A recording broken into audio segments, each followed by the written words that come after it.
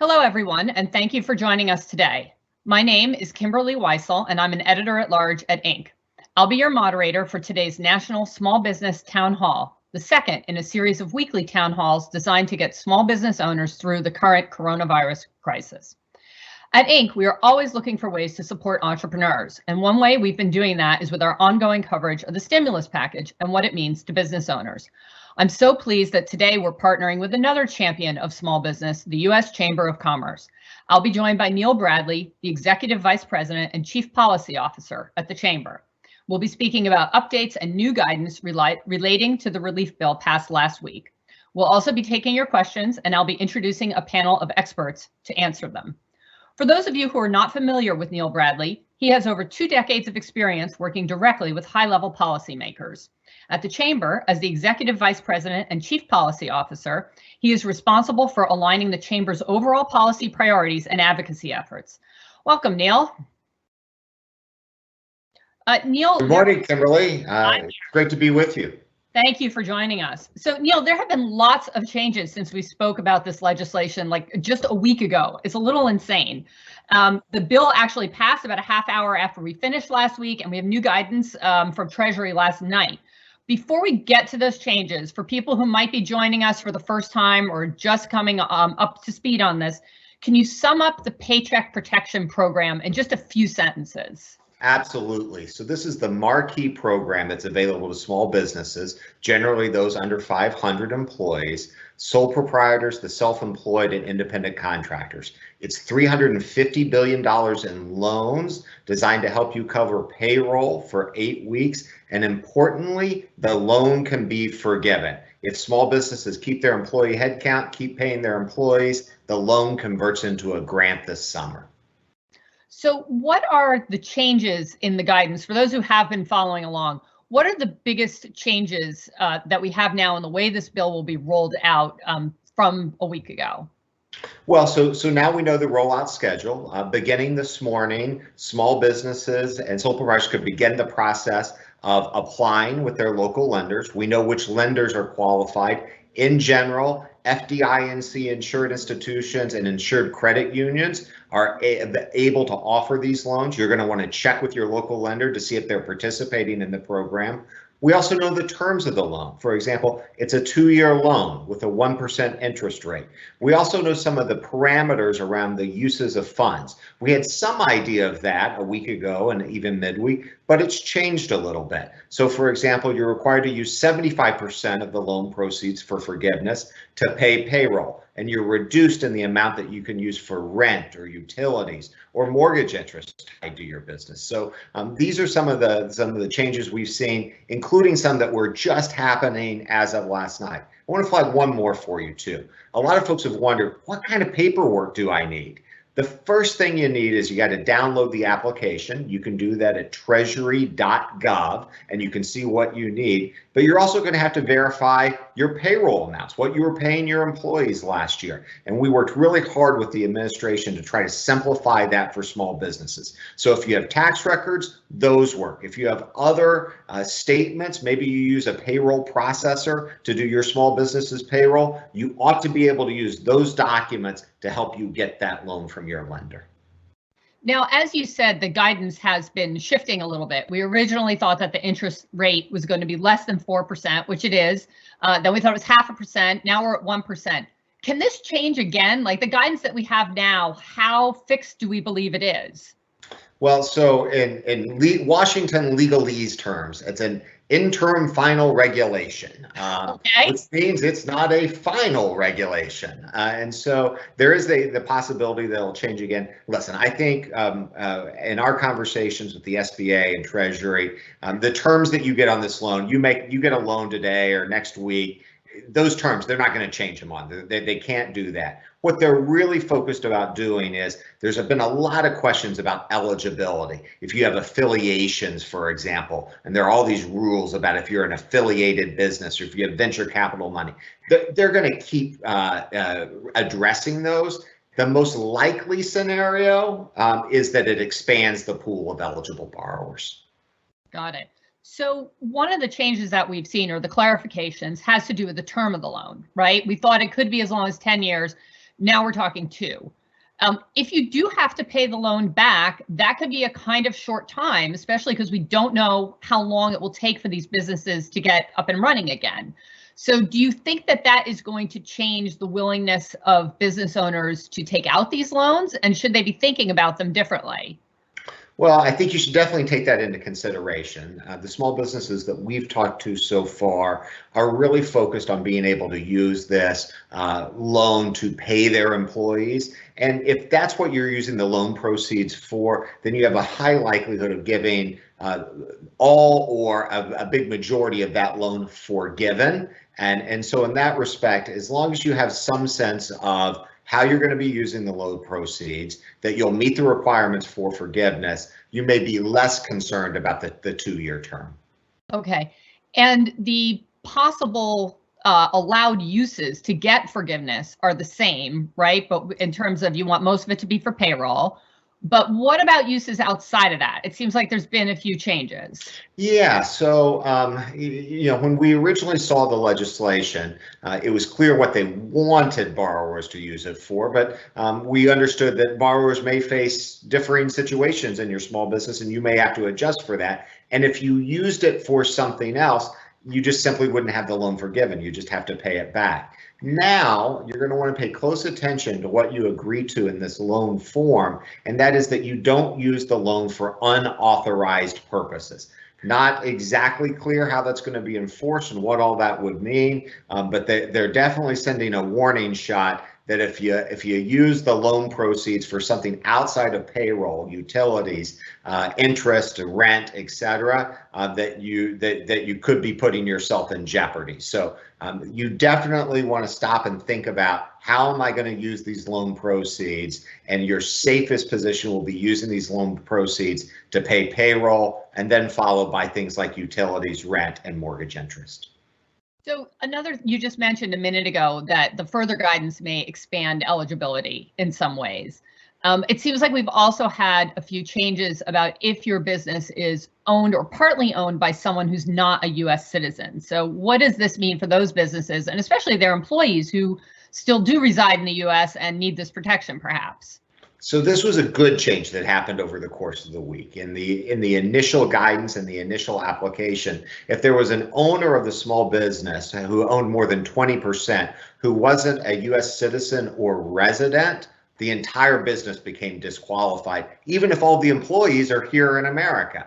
They fixed that now. And so the real test and the real nexus is it has to be an American small business. You can have international or foreign owners, but the real thing is the employees still have to be employees who are working in the United States. Okay, and another group of people I think who are a little bit in limbo are owners and employees of companies with equity investment, right? So venture-backed startups, private equity companies. Have we had any news about them? Do we have any idea what's going to happen with their situation? And so the news is stay tuned, but based on our work at the U.S.Chamber, we know that this is being discussed at literally the highest levels of government about how to address this. They gave us a hint in the regulation that they released last night that they will be providing further guidance. We don't know which direction that's going to take, but we know that if you're impacted by that, don't put down the remote. You want to keep paying attention because there could be news any day. Right. Okay. Another thing that looks like it's changed perhaps is the status of these EIDL loans. And I don't want this to get too confusing, but as we've talked about before, outside of the Paycheck protection program, there are these economic injury disaster loans, which now look like they're being wrapped into the PPP loans. This is a little confusing, I think. Yeah, so if you've recently taken out one of these EIDL loans, when you fill out your application for a PPP loan, it'll ask you to check that off, and then you'll provide additional information about that loan, and then that loan can be rolled into your regular PPP loan. I think that's probably going to be a good thing for most small businesses, but you just got to understand that, if last week you did the EIDL loan, now you're looking at the PPP, you're going to want to get all the details straight about that EIDL loan, because that's going to end up becoming part of the PPP loan. So does that mean that the EIDL program is going to continue? It seems a little odd.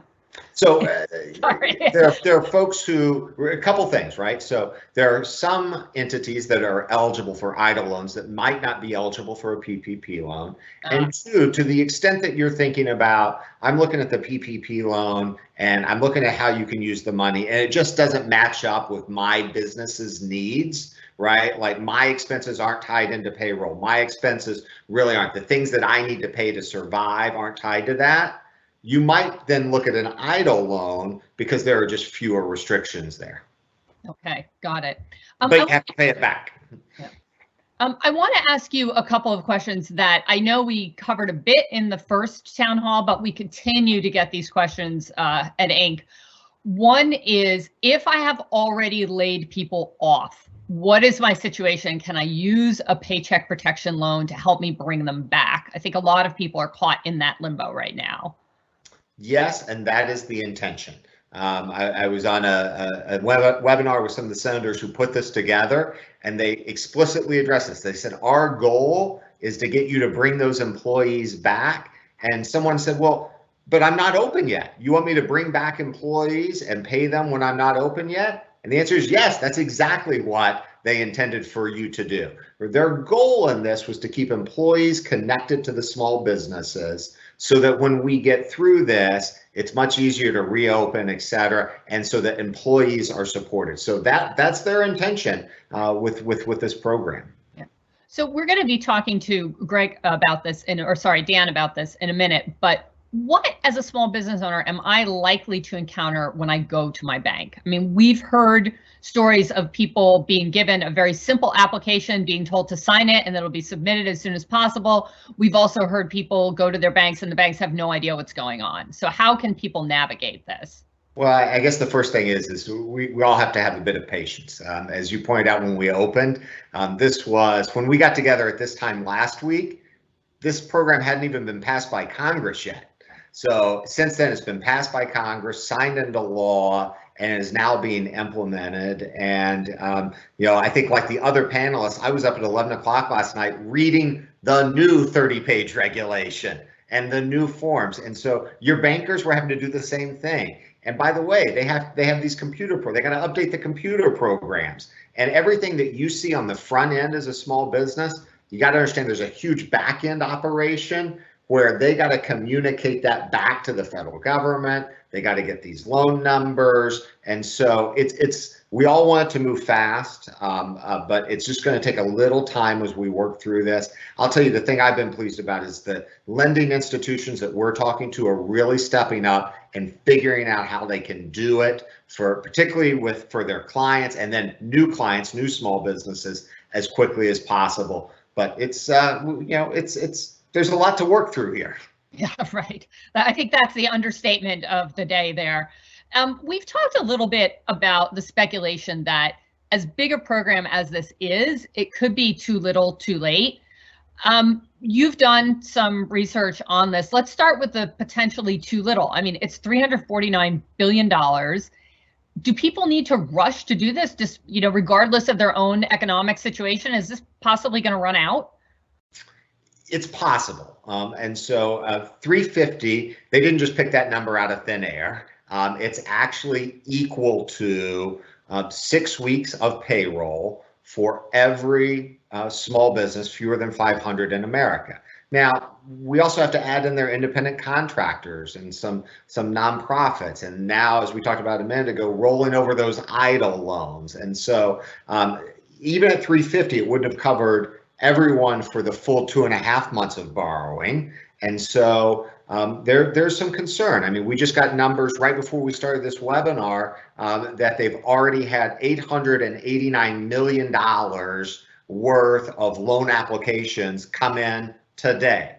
Here's some good news. I mean, folks want to be mindful of this running out, but Democratic senators and Republican senators alike that I've been on the phone with in the last couple of days have said that they fully expect that should it run out, Congress will come back and provide additional funds. None of them want to be on the hook for the guy who was next in line or the gal who was next in line with their small business when they ran out of money. Right. And then, of course, the second part of that, and thank you for that reassurance, the second part of that is too late. The Chamber has done some research on sort of how small businesses are doing and how long they're prepared to wait things out in general. Could you share some of that with us and put it in context of these loans? Yeah, so we were surveying small businesses with fewer than 500 employees over the last weekend and into the first part of this week. 24% reported that they've already shut down their current operations, because of a government order, et cetera. Another 40% of those who haven't indicated that they thought they would shut down within the next 2 weeks. So we're really talking about the majority of small businesses saying that they're going to be shut down this period. Then the question is how long can they last? And, it won't surprise you that about 1 in 10 don't think they can make it for more than a month. If you go out to 2 to 3 months, it's about 1 in 4 who think that they won't be able to make it through 2 to 3 months. And the longer you go out, obviously, the more problematic it gets. And so that's why this aid is really important. I want to just say one positive thing about this, because sometimes we need to realize some good news here. And there are 2 bits of really good news. One is when we ask small businesses, what are the things that would help you the most? And they said tax relief for American individuals, families, their customers, their employees. That's included in the CARES Act. Direct financial loans and grants to their small business. That's included in the CARES Act. Some payroll tax relief. That's also included in the bill. And then one last note of optimism, even amidst all this, 1 in 4 small businesses say they intend to add more employees over the course of the year. So they know we're going to get through this and we're going to get back to hiring and growing. Thank you. That's great to have some good news there. Before we turn to our panelists, I just want to ask you one more question that we're getting all the time. I know you addressed it in our last meeting. What about 1099s? How do you account for their, I don't want to say salary, their wages when you're applying for one of these loans? Yeah, lots of been confusion about this. Admittedly, the law was poorly drafted, but the regulations that came out last night make very clear. As an employer borrower, what you pay independent contractors in 1099 does not count towards your payroll costs for the purposes of calculating how much you can borrow and how much of a loan you can be forgiven. That makes clear in the regulations that independent contractors can apply on their own, and they'll be eligible to do that beginning next Friday. Excellent. Thank you so much. I have a feeling I know what we're going to be talking about next Friday then. I want to ask our panelists to chime in here now. I'd like to introduce you first to Marilyn Landis. She is the president and CEO of Basic Business Concepts, which provides CFO level services to small businesses. Marilyn, you had mentioned earlier there are some things in this legislation outside of the Paycheck protection loans that can help small businesses with their cash flow right away. There is some other relief in here. So could you give us a couple of the highlights from that, please? Sure, absolutely. Many businesses may continue to have sales. In fact, some of the clients I talk to are seeing a surge in sales, just the nature of what they do. Where they're going to run into problems collecting those sales. That's when their cash flow may be drained because their clients can't get the money that they need. So it's important to know that as important as this payroll protection is and as much as it's going to do, there's some additional things in this bill for immediate cash flow. One question I've been getting a lot of is, well, what if I tap my retirement funds as a gap financing? And there is some penalty waivers in this bill.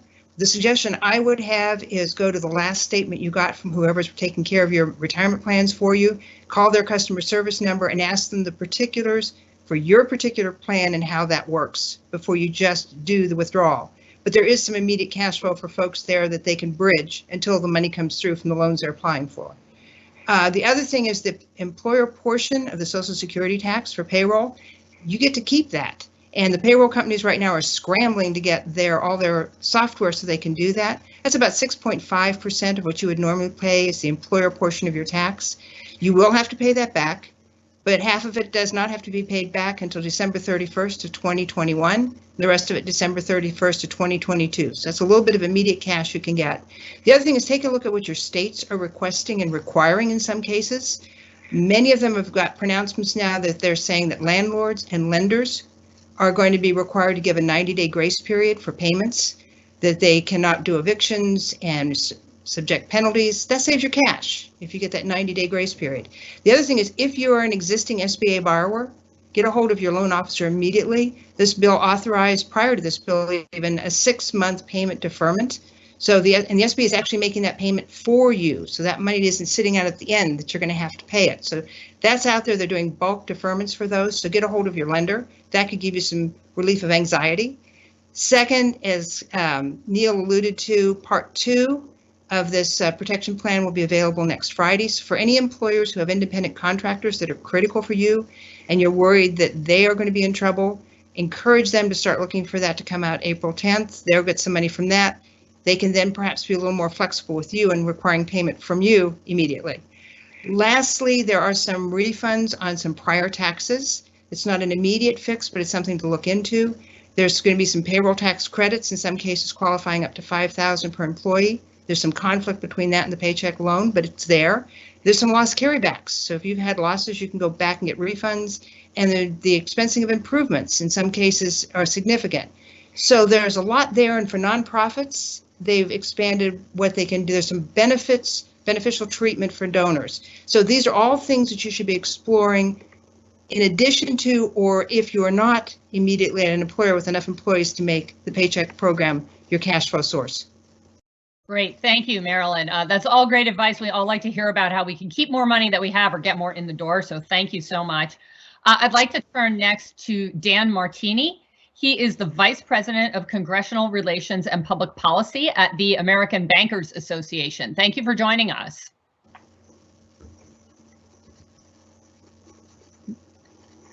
Have we got Dan there?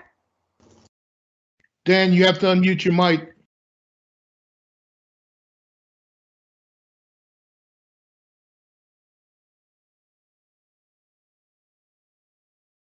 Okay, while he tries to get back online, I'd like to introduce you to Daniel Fitzgerald. He is the Associate Regional Director for the San Diego Imperial SBDC Regional Network. Dan, we're doing the best we can at Inc. to support entrepreneurs in understanding all this. We know that our partners at the U.S. Chambers of Commerce are doing the same, but what other assistance is available for entrepreneurs in trying to understand this and getting their paperwork in order to possibly apply for assistance? Yeah, so the Small Business Development Centers are a program funded by the Small Business Administration, and also included in the CARES Act will be some additional funding for us to continue to assist small business owners. So as soon as the disaster was declared, we were immediately mobilized as the 1,000+ centers nationwide to assist small business owners, put together their finances, put together the paperwork, navigate first the economic injury disaster loans, the EIDL loans, and then, of course, now kind of putting together their payroll information and everything that they need to apply for PPP. And as you know, the panels have talked about, there's a lot of different things to navigate, and a lot of small business owners may not understand how to necessarily put this information together. And so we are a free resource for small business owners in your local communities to be able to get a business advisor, to have someone help you navigate the application processes, be able to cut through the noise and really be able to take advantage of these. The biggest reason for this is, of course, all these programs are put together, like, for example, the EIDL loan, there's no cost to apply. And so there's a lot of different folks out there saying, hey, if you pay me, or I'll be able to help you get this federal assistance or things like this. You need to make sure you avoid those. Only work with your existing trusted advisors, or you can certainly reach out to your small business development centers. Yeah, Danny, you have said, and other people that we've spoken to, that we are starting to see scams around this. So maybe if you could just repeat the things that you should not be doing, like you should not be paying someone to help you with this. What would other warning signs be, either from you or the other panelists? Because obviously we're very concerned about this. Number one is only work with your existing trusted individuals. Number two is if the SBA or the federal government's not going to email you telling you to apply for this. And third is if you do not see something come from a .gov email, don't trust it. Ask a trusted advisor, your lender, or you can certainly reach out to your small business development centers and we'll help you cut through that noise. And again, all at no cost. Great, Marilyn, thank you very much. Marilyn, you had a few tips on this as well? Yes, there's very clear language in the new directive that came out last night that the borrower cannot be charged a fee for this. If, and in many parts of the country, there are packagers who routinely help to get loan packages put together. If one of those is employed by either the borrower, or then the fee to pay them has to come out of the bank. The bank has to pay for it, not the borrower. And the fees are set by percentage. So be careful. If somebody comes to you and wants to charge you to put the application together, now you may want to have your CPA review the stuff. That's fair. But the application itself is simple enough. They really want the business owner to do it. Call the SBDC with questions. They can help you. You don't need to pay anyone to do this for you. Great, thank you. A great reminder. I'd like to introduce next Manny Cosme. He is the president and CEO of CFO Services Group. Manny, as we spoke about previously, business owners who do get a Paycheck protection loan are going to have somewhat of a record-keeping challenge in front of them to make sure that, if appropriate, they can get parts of that loan forgiven. Yep, you're here with us. Can you talk a bit about the record-keeping challenges in making this all work if you do get a Paycheck protection loan?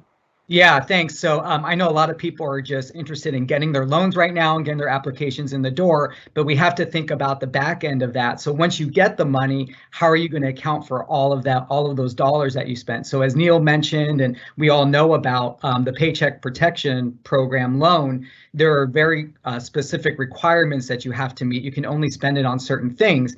And so you really have to be cognizant of what you're spending that money around. So, you know, I'm recommending what we're doing in-house for our clients. And what I recommend is if you have a program like QuickBooks, to set up a class tracking system and treat this money like its own separate class, account for all the money that you got, and then literally every dollar that you spend, make sure that it's being spent on the authorized expenditures and you're accounting for that. Because at the end, if you don't spend the money on these authorized expenditures, or you don't spend all the money, then you will have to pay it back. So you need to be aware of what you're spending and really watch that and know what you're going to have to spend, pay back at the end of this. Also, around your payroll records, make sure that you're keeping really tight records around that. When you're applying for the loan, of course, you need to be to say what your average monthly payroll is. I know some payroll programs now, like the one we use, it actually has a report in there now that you can actually pull that information directly from your payroll system, which is really nice. So you don't have to kind of, calculate that on your own. They'll have reports in there. So just really be on top of your record keeping right now. That's going to really keep you out of trouble and making sure that you're only paying back what you really need to pay. So, and one more final tip, as Marilyn mentioned, the payroll deferrals. If you do take advantage of that and you defer that Social Security tax, again, please make sure that you are being aware of how much you're deferring, because you will have to pay it back, and you want to make sure you have the cash reserves to pay it back, and you want to include that in your financial projections. So again, having good bookkeeping records around that is going to be critical. Excellent. Thank you so much, Manny. We're going to go back to Dan Martini now. I understand we've got his audio improved and up and running. He is the Vice President of Congressional Relations and Public Policy for the American Bankers Association. Hello. Hello. Can you hear me now? Yes, we can. All right. Fantastic. Yes, 1,000% improved. So obviously, the center for all this is going to be the banks, right? Some are prepared, some are not. So as a business owner, where do I start? How do I get in front of someone who can help me? Yeah, so my suggestion from our perspective is you want to reach out to your existing lender first. There's going to be a business relationship you have with someone in the financial services world. That would be our advice to who to approach first. To echo Neil's comments from earlier, I would urge a little bit of patience as well. I know our membership at ABA has been inundated with requests, obviously showing the need and demand for this program. And I know our bankers are working around the clock to get these applications processed. Excellent. Thank you so much. I would like to, I think maybe, Dan, this is the first audience question, but part of it I think is really applicable to you. It said, what lenders accept applications today? Everyone I contacted said they are not ready yet. So how do we navigate this? I think this is really hard. Yeah, and that's a great question and a fair question. The system is being rolled out in tiers. So at first you have traditional 7A SBA lenders. So those are individuals or institutions that have been making SBA loans already. There's about 1,800 banks that currently do this process. There's an additional process being set up and rolled out over this weekend to add other financial institutions, and that goes beyond just banks. That'll include credit unions, farm credit systems, CDFIs, and any other institutions or companies that the Secretary of the Treasury believes is necessary to unleash the full power of this program. So as of right now, only 7A lenders are the ones currently submitting applications, but we believe that there will be additional lenders added in within the next 24 to 48 hours as this program continues to unfurl. Excellent. Thank you very much. A question maybe for Neil. Can we include workers' comp premiums as part of payroll costs for either determining our potential loan amount or for forgiveness, or both? No, based on my reading, and I'm curious if Marilyn feels differently, but based on my reading, that is not included as part of the expenses. Unless and except you have some type of state or local special tax on your payroll, then that might be included. But otherwise, I don't believe that's the case. Marilyn, do you have a different read than I do? I haven't seen anything specific to the unemployment tax. That's probably one of the corrections they need to make, or the unemployment fee. It's really broad what you can include in your payroll. It can be contributions to retirement accounts. It can be all your health benefits, and the taxes that you normally pay. As Neil had suggested, it's if the part of that is an unemployment tax. So that's a clarification that would be helpful that comes out. But everything I have read suggests they want to cover the entire range of what you pay for and provide for your employees. And that's obviously in some states an expensive piece. I can jump in there because I can tell you our payroll reports, they don't include workers' comp. So no, that is not included in the reports we have. Great, thank you. Another question, there's a lot of people are kind of falling through the cracks a little bit here or unsure what category they fall into. So how do I know if I'm to apply today or next Friday the 10th? My wife and I are sole owner and employees. We have no other employees on payroll. We are paid via 1099 and K1s. We haven't talked about K1s. So today or next week, Neil? Well, this is something we're going to need a little bit of clarity with respect to further guidance on particularly K1s and independent contractors. But I think it would be difficult today if you don't have wage employees that you're paying right now, then I think it's you're probably not captured in what we've done, what they've opened up for applications today. Yes, Marilyn. And I think, Neil, you would probably agree, one of the things we need further clarification on is how the owner's payroll is treated. Many companies pay themselves a payroll. Often that's excluded when there are benefits to the employees. So we need some guidance on that as to what the employer pays, because I'm a corporation, so I'm on the payroll. I own the company. My husband works for me.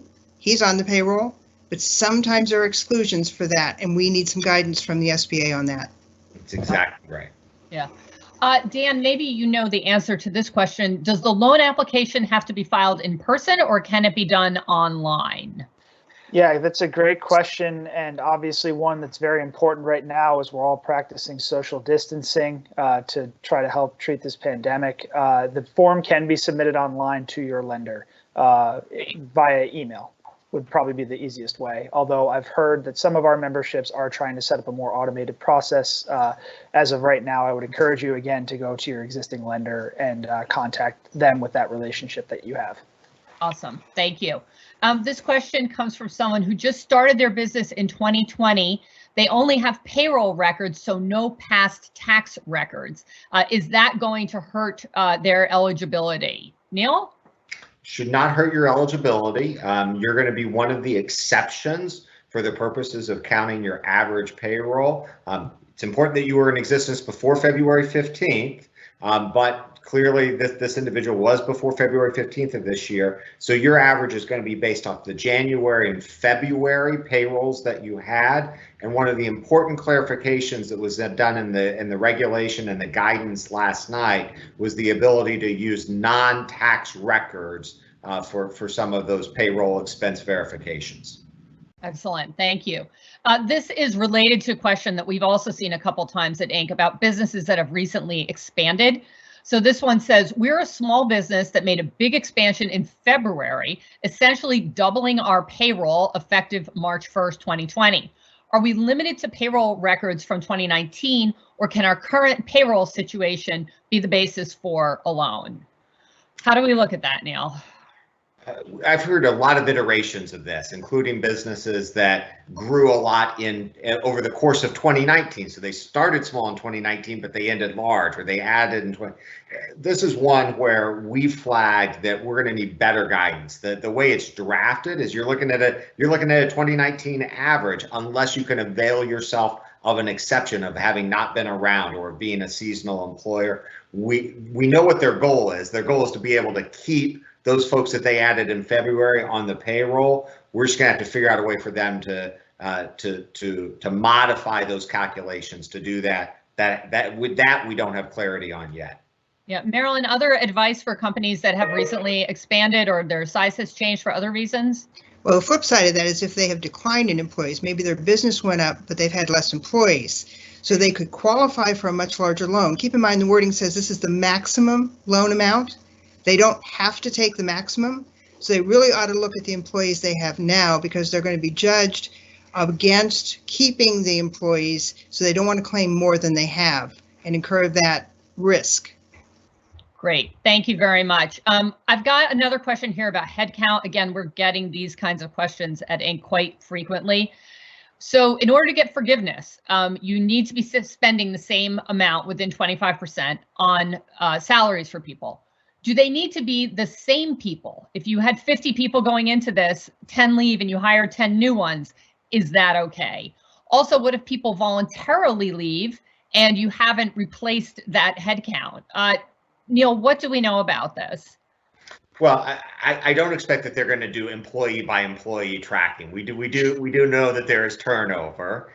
So what they're looking at really two things. They're looking at head count, and then they're going to be looking at of those employees, did you radically cut their pay by more than 25%? And so those are the things they're going to be looking at. The law doesn't contemplate people who voluntarily leave and then you choose not to refill those positions. Their operating assumption as they set this up is that you're borrowing to continue your headcount. Marilyn made a really important point that shouldn't be overlooked a moment ago, and that is, as you think about this program, if you've reduced headcount beginning in 2020, even before the coronavirus, from where you were in 2019, you want to think about your borrowing based on where your headcount is now and what you can support, not necessarily borrowing the maximum that you could off last year. And that's really good advice for folks who are in that situation. Don't borrow more than you should. Yeah, and Marilyn? Yeah. The other piece of that is that the employees that you're counting to count have their primary residence in the United States. So be careful that you don't include, and what was unclear in my reading of this interim final rule was whether or not if you have foreign employees that completely exclude your company, or whether just the ones who are foreign employees are excluded from this protection. So you have that information ready when you present your payroll if you do in fact have employees who do not reside in the United States. And that's common with many companies who work virtually. Yeah, got it. We have another question which I think is a little common in terms of not knowing when a business could potentially reopen. This person says that their business likely won't reopen for 6 to 8 more weeks. It's my understanding that the 8-week window to use the funds starts when the loan is funded. So how is that going to help that person? Well, remember that 8 weeks post origination is the 8 weeks that you're tallying up. As Manny was walking through, you want to keep that tally of everything that you're spending on allowable expenses. You're keeping that tally for the things that you spend 8 weeks post-origination to identify your maximum amount of potential loan forgiveness. And so you're going to want to think about those questions about how this timing works out and when you expect to open. Understand that the folks who designed the law were completely comfortable with the idea, and in fact want you to pay your employees even if your business is not open. And so they didn't try to differentiate this, start it after your business reopens. They wanted you to take the money once you get it to keep paying or start repaying your employees. Right. Dan, we have a couple of questions about the banks here. One person asks, I have talked to 3 banks today and they say they have not received any information. We know that at least some of the information is out there. Do you know when they will have that, or when most banks will have that? Yeah, so that's a great question. As we have said earlier on this webinar, the information on the final rules just went out last night. So we've been at the association trying to push that out to our membership basically since that time. If those 3 banks mentioned don't have the information yet, that's something that they can reach out to us on, or they can go to treasury.gov. There's the forms there. And if you are a borrower talking to your lender, I would encourage you to direct them to that website as well, so they can get these forms. Got it. Thank you very much. We have another question about how long the shelter in place might last. What if you have taken some of your employees back, but then the shelter in place lasts longer than you think, and you're looking at possibly not being able to pay them again? How are you supposed to handle that? I know that's tricky. Is there any advice that we can give on that? The advice I would give is that's exactly the right kind of questions that you need to be thinking about, right? And you need to think about particularly understanding that your loan forgiveness is tied both to what you're spending, the loan proceeds are in those 8 weeks, but also maintaining that head count. And you want to be cautious about ending up in a situation in which where you take the money, it runs out, and then you have to lay off your employees again. And so this is a complicated situation to think through that, particularly as we discover that this could go on longer than we expected. I'll tell you, members of Congress I've been talking to about this very question realized that when they wrote this program, they were writing it, even though it was only a week and a half ago, in a period in which we thought this might not go on as long as we do today. And they may have to revisit that for the very reasons of the problems that your questioner identified that could be created. But man, that takes an act of Congress, and so you can't count on that today. Yeah. This is a difficult question. It says, we are an essential business. This is a dry cleaner, and there are rumors that current employees can quit and still get unemployment. Is this true? I have not yet. No, you can. While many of the requirements for drawing unemployment have been waived, for example, independent contractors can now get unemployment, or if you've already exhausted your benefits, you can still get benefits. You cannot quit and get unemployment. And importantly, if you're a business and you've had to let go of your employees and put them on unemployment, and you offer to bring them back, then their eligibility for unemployment should also end when you offer to bring them back, because they have a job that they can go to. Right. Okay. This is another difficult question. Someone is asking, can they take care of undocumented workers through any of these programs? It says it's a reality for a lot of small businesses in places like New York City and California. Is there anything that a business owner can do to help these people? It's a great question. I don't have a good answer for. I think you would. You're going to want to review carefully the last 2 pages of the application and the legal requirements upon you as a borrower and grant recipient of this federal money. You're going to want to be really careful with that. Yeah, this is a question for Dan that has 30 likes on it. It says, I know my banker was concerned about the liability put on the bank for verifying the information from the employer. However, I understand that changed last night. and the liability is going back to the employer for proof. Is that correct?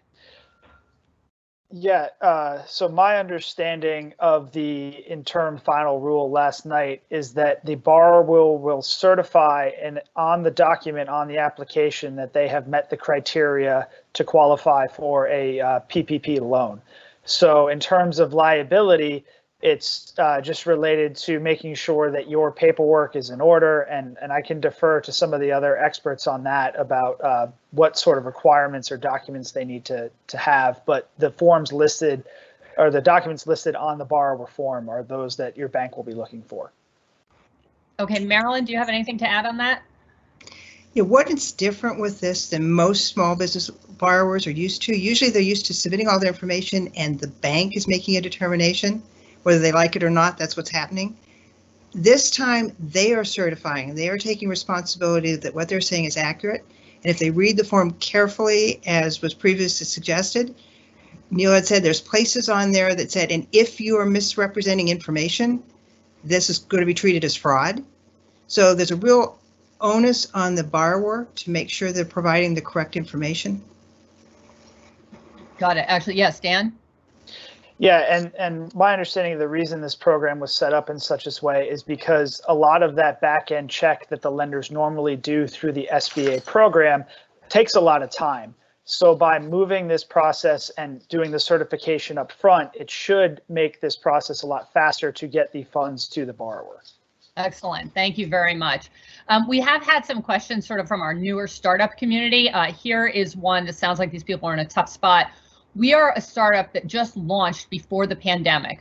We incurred debt over the past year and just landed our first contract, which was postponed due to the virus. We have no income currently due to this and therefore no revenue to show for a small business loan or unemployment claims. What are our options? So let's talk about the difference between having to have revenue and having to have payroll. Do you want to start on that one, Marilyn? Yeah, first thing, the EIDL loans, the disaster loans are there for a purpose. And one of the things we've talked about from my reading of, and same as everybody else, we're trying to read this late last night and understand it, but my reading is you're only required to roll over the portion of an EIDL loan that has been used for payroll. In other words, they went all the payroll in the same bucket. So the EIDL loan can be used for other things. And there are many businesses that may not have payroll, but they're functioning businesses and they have other expenses to stay alive and to be able to eventually hire people. So that's the case they would want to build when they apply for the EIDL loan. Excellent. Thank you very much. I have a question here for Danny Fitzgerald about someone who tried to contact their SBDC. Thank you. Excellent move. But they got a recording saying everyone was working from home and no further information. So what are some creative ways that people can find the people who are trying to help them? Yeah, so of course, all of us are working remotely. So we're recommending that in addition to the phone number, there will be usually a website and a way in which you're able to request services on their particular website. So if you go to americassbdc.org and then you click Find Your SBDC, it will have different websites. It will have both, of course, your local one, and then we'll also have a link to a website for your state or your regional network. Most are state networks. California, we're split up in regions. And so those are the ones you can click, and then there will be an option for request counseling, because what's happening is, since of course all of us have been having to work from home, that's the easiest way for people to be able to then see what type of intake. There will also usually be an email address, and people are much more easy to check email. Of course, they're not in their office, and so that's kind of the issue. So use those other methods to really be able to go in and request the services from that SBDC. Great, excellent. Manny, maybe you can help us with this one. Can you explain how we should define number of employees if we have part-time employees? That's a tricky one. Yeah, so I believe it was actually full-time equivalents. I thought that was the latest word on that one. Maybe Neil can chime in on that. That was my assumption. Okay. Yeah, it's an odd. They use full-time equivalents, but then in the statute they say we're going to count part-time and any other status along with full-time. So they've just lumped it all together. Yeah, it's definitely been a tricky question for sure. Yeah, and yeah, one that wasn't been clear. So I've been honestly going off the assumption that it's just full-time equivalents, and that would be like the head count that we would ultimately use. Okay, got it. Thank you very much. And then Manny, also, if you could stay on for a minute, another popular question coming through about any advice on laying people off or furloughing them, given that there is expanded unemployment insurance right now, or trying to keep them on getting a loan and trying to get forgiveness for it. Can you give us some idea of how your clients are thinking that through and how you're helping them think it through?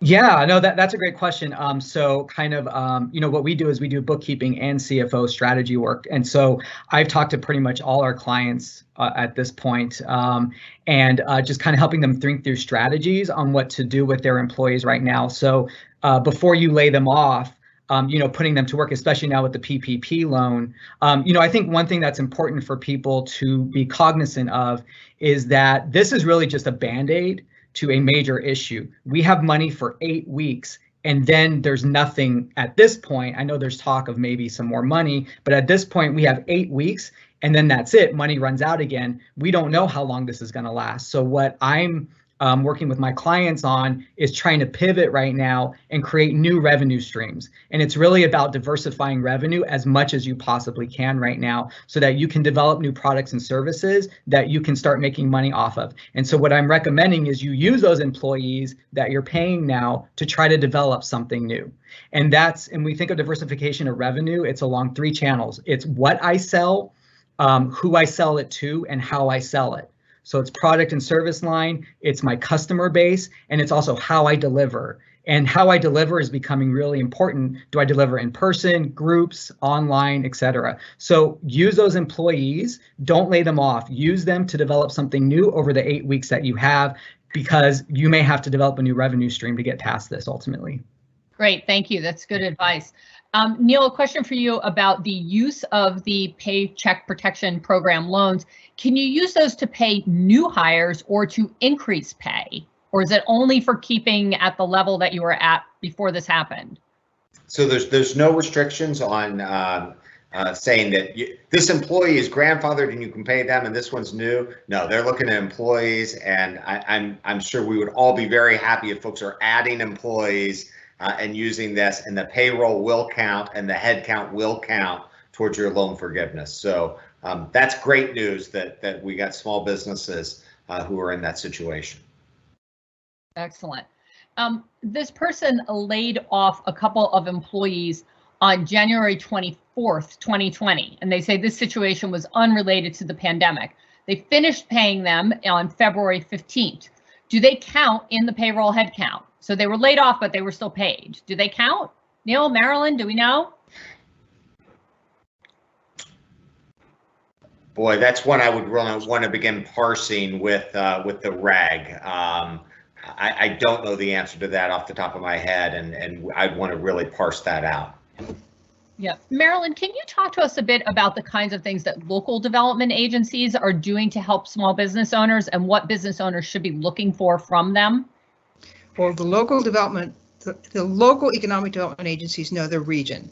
For example, in southwestern Pennsylvania, where I am, we have one economic development agency that specializes in the tourism business. Before any of this hit, when it was just beginning, they sent out a notice and said, we are not going to invoice anybody for the loans in April. So there's a real push to help because they know what the local industry needs. But to that point, and I was going to add on to this a head count, it ties directly to what you asked me, Kimberly, is businesses I'm talking to, we're talking about, are they going to look the same when they come out of this tunnel as they did going in? And what do they need when they come out of it? And most of them are trying to preserve the key employees they're going to need when they come out of this and not overborrow or overcommit and hang on to the ones they need. So the point is that gives them a little more money to get along further because they're keeping what they need going forward.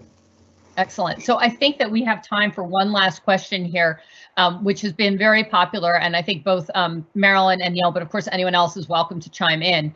If after the 8-week period, there is a balance of the loan left that was not used for payroll, rent, or utilities, is there a penalty, or do you just use that money to pay off the loan? Go ahead, Marilyn. I would say that was one of the things when I read through this interim, whatever pronouncement and all the things that went with it, that was a little bit unclear. Previously, it had been for business purposes, the money could be used. This is an emphasis on no more than 25% of the loan can be used for other things, and those things are, and it lists them very specifically: interest on mortgage, interest on other loans, utilities, and rent. So it doesn't clarify what happens if you spend a little bit of money on something else. Maybe you spend it so you could keep your internet running. That's a little unclear at this point, but it does say that unforgiven amounts will have 2 years to pay it off.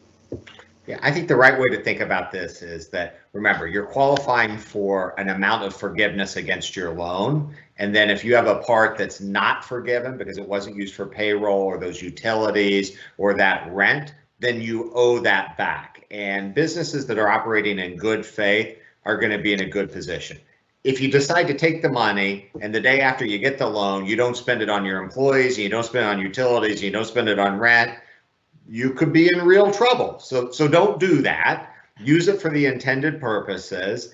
If there's some that doesn't qualify for forgiveness, you can either use that to repay the loan, after June 30th, or you can just pay that back over the term of the loan. Excellent. And Manny, you look like you were ready to jump in there. Do you have advice on how to make sure those accounts are sort of separated properly? Oh yeah, I was nodding my head because I'm like, yes, make sure that you know how much you've spent, every single dollar that you've spent on the qualified expenses, so that when that 8-week period ends, you're prepared to either keep the loan and or pay it right back, and you know exactly the amount that you pay back. So keep good records. Excellent. We are out of time. I want to thank everyone for participating in this, helping us to answer these questions.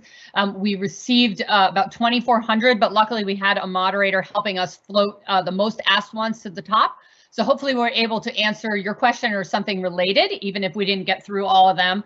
As you all know, and as I said before, Inc. has a long history and is so proud and pleased to be supporting small business owners. It's our pleasure to be able to continue that with the U.S. Chambers of Commerce, another champion of small business. I'd like to thank especially our panelists. That's Marilyn Landis, Dan Martini, Daniel Fitzgerald, Manny Cosme, and of course, Neil Bradley. Thank you very much. I hope everyone has a productive day and a healthy week. Thank you.